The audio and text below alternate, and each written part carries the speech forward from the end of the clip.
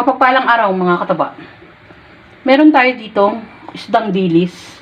Yan. Yan. Unti-unti ko na itong tinitimplahan kanina.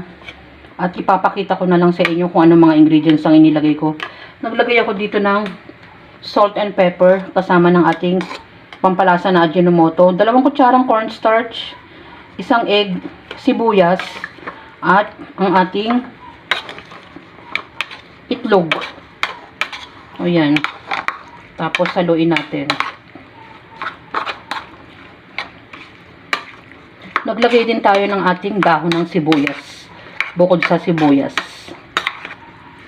Ayan.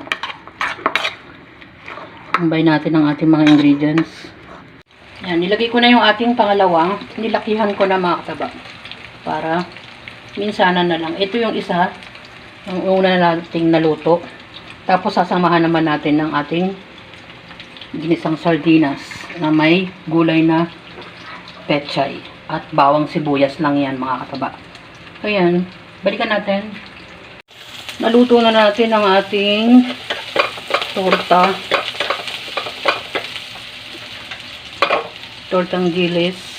At ilagay na naman natin ang ating sardinas. Naglagay na ako ng ating bawang sibuyas. Huwag natin masyadong durugin. Ganyan lang. Ayan.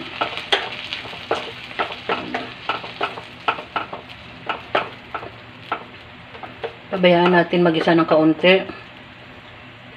Bago natin ilagay ang huling gulay. Maglagay tayo ng konting asin. Paminta.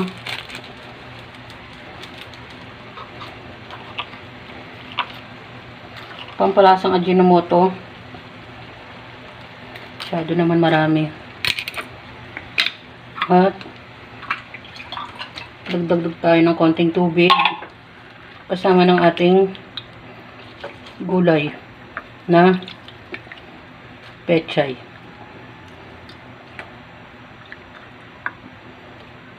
Haluin natin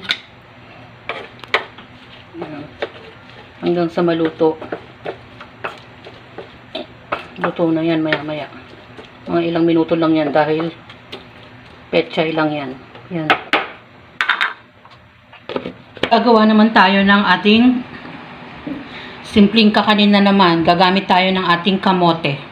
Dito sa kamote natin, napakulo ko na ito mga kataba at na-mash ko na rin. Ginamitan ko lang siya ng tinidor. 1 kilong kamote to. Tapos dito naman, nagpainit na ako ng ating dahon ng saging. Yan, nilagyan ko siya ng margarine, pwedeng butter mga kataba. Tapos, ito ang pinaka pampatamis niya. Gumamit ako ng ating mahigit sa 1/4 to it. Kasi, tansyahin nyo na lang yung tamis na gusto nyo. Creme densada to mga kataba. Tapos, nilagyan ko ng a pinch ng patak ng food color na violet. Para makulay ang buhay. Tapos, maglalagay tayo ng 1/2 teaspoon ng ating vanilla. Ayan. Haluin natin.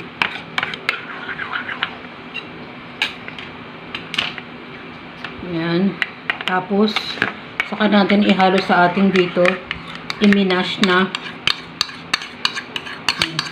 Kayo mag-adjust mga kataba sa inyong sugar. Pwede kayo magdagdag ng sugar o condensed milk. So, yan. I-combine lang natin. Haluin natin. Yan. Balikan nyo ako pag nahalo ko na ng maayos. Na-transfer ko na sa ating lalagyan. After natin i-mix, pina-flatten lang natin. Tapos, maglagay kayo ng gusto nyong pang ibabaw. Ako naman, gagawa lang ako ng konting latik. Yung 2 baso ng unang piga. Yan ang ipanglalagay natin dyan. Pwedeng cheese mga kataba. Ayan, balikan natin. Na tayo ng ating latik. Na-mention ko kanina, 2 baso to ng unang piga. So, halu-haluin lang natin hanggang sa mag-oily na siya maya-mayang konti. At doon na lang natin ipapakita pag halos patuyo na. Ayan, balikan natin. Halo lang ng halo yan. Ano, unti-unti lang lumalabas yung latik niya. Ito sana natin yung haluin ng haluin. At mga ilang minuto na lang yan.